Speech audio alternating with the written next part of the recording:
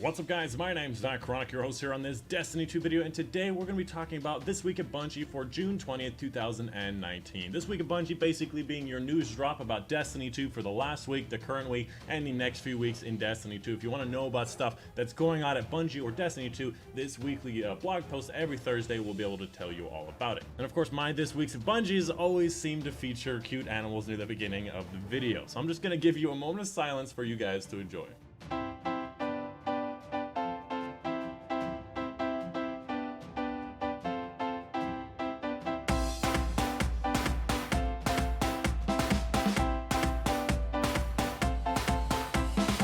Alright, cool. Moving on, let's go ahead and talk about the different things this week at Bungie. There's really not a lot of things they do talk about. They talk about their charity stream. They're actually live right now. You can actually see Deej and Cosmo right here. I'll talk about it very briefly. They talk about the heroic mode for the Menagerie. They talk about Pride Month and a couple of bug fixes and questions for the upcoming Shadowkeep. Not a lot of information. I'll try to go over it very briefly as quick as possible. So the first section here is going to be about the Guardian Con charity event. You can actually see it is live right now. This is not a played video. This is literally live on Twitch right here. I assume as well as a couple of locations where they're actually raising money right now. They're at $189,000 raised for Guardian Con charity, which is really cool considering I think they started at like 1 p.m. like an hour ago.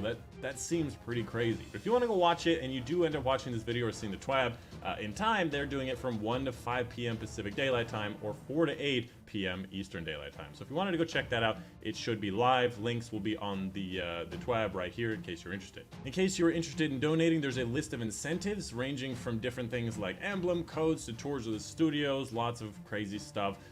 That is all listed here in case you want it. At one point, somebody was forced to wear a Shaxx helmet for a match. It was actually really funny. There it is. Actually, okay, good. I switched back. There was actually on a different guy initially, but they switched the Shaxx helmet. You can't really see anything out of it. A lot of fun little things, including emblems in case you wanted to get some exclusive stuff.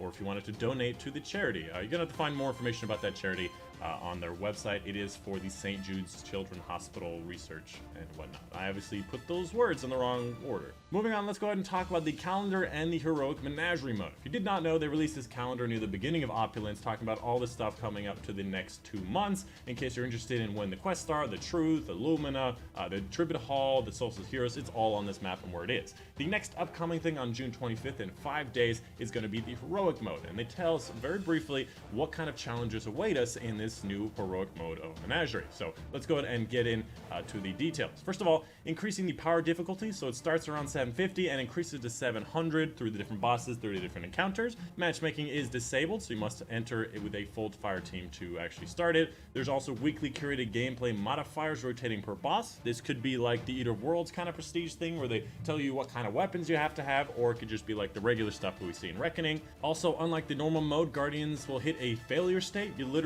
can lose now. First of all, Extinguish is active, so if everyone dies, you go to orbit. On top of that, the encounters never repeat, so you only get to do each encounter once. You have literally that amount of time to be able to get the boss fully filled, and if you don't, you get sent to orbit. I think there's like, what, 5 different encounters? I forget how many, but if you don't do it in all those encounters, you're going to send to orbit. And then lastly, heroic mode specific triumphs, rewards, and challenges await you. You got to do some heroic mode to get those extra things, which I am super excited. Perhaps you're going to get double drops, perhaps guaranteed rolls, more curated. I don't know what's going to drop. Next up, they talk about Pride Month. In case you wanted to get this special pin, which is actually not currently available, but you can actually click a button to get an email when it's available. They talk about the Pride Month for LGBTQIA+.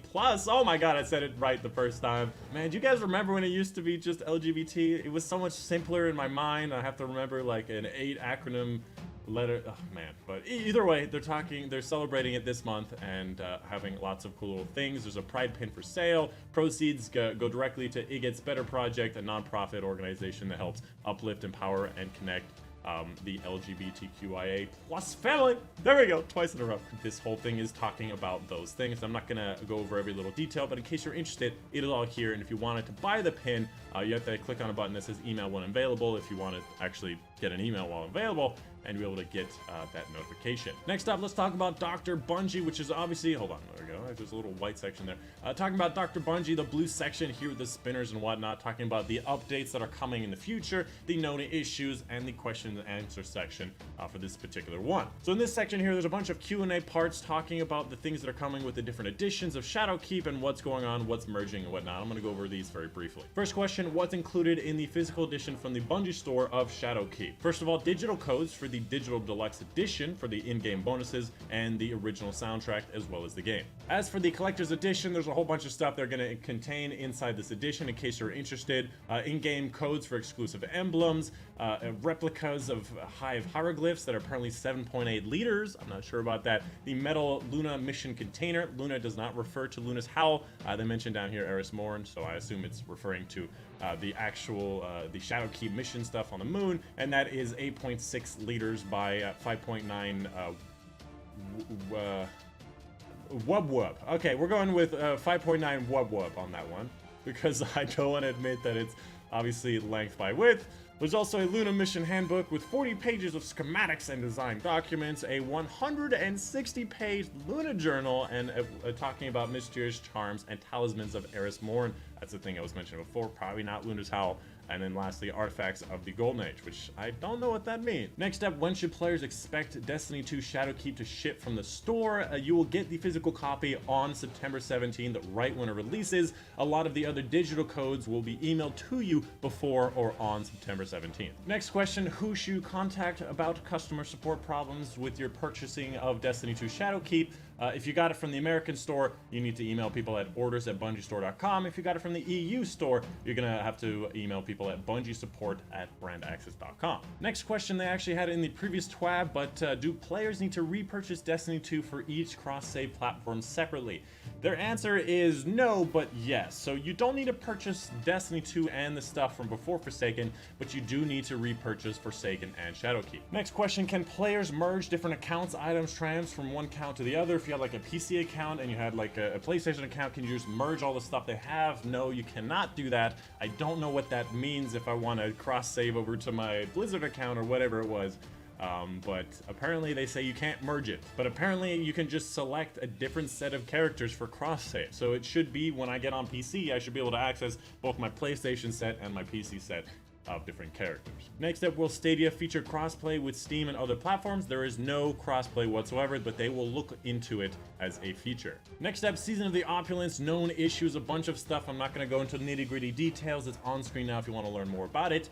First of all, not getting truth at the Ascendant chest. Make sure you're on the right quest step before you actually claim it. Refer a friend, linking issues, having issues with that. 690 gear for alternate characters when doing the invitation quest for the Power Surge. Not getting it on all characters or investigating. An issue with Vestin Dynasty dropping, even though they actually removed it from the pool. Rune bonus 2 not refunding the amount of runes it says it's going to refund at the end of the Menagerie chest. Double rune drops, apparently if it's the same rune dropping at the same time, it only gives you one of them. Infamy points and bounty issues with the Civic Prime bounties and not counting towards infamy ranks. Crystals in Eater of Worlds and Crossroad Public Event, an issue with these crystals not transitioning correctly. Raid Witches vessel spawners not spawning, an issue with people trying to get flawless runs and then the crystals not spawning, preventing them from getting flawless runs. Static Shock emote, making it very difficult to actually interact with this multiplayer emote. I've actually been able to do it. It's a very tiny dot of a spot where you actually have to cooperate. Sturm and Drain audio, an issue where it's reloading the Sturm over and over again even though it's full.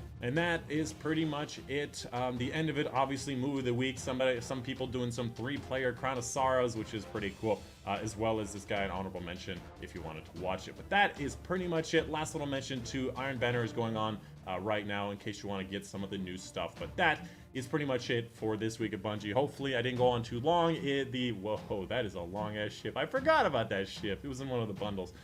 That's why I don't have it. But that is it for this week at Bungie. I hope you guys did enjoy. Let me know in the comments down below if you have any questions. They're up at dude. They're up to 207,000. Dude, they made it like $9,000 in the time I've been talking. My God, in 14 minutes they've made that much money. That's awesome. But that's all there. If you have any questions, let me know in the comments down below. That's all it is for now. My name is Dychronic, and I will see you guys on the next one.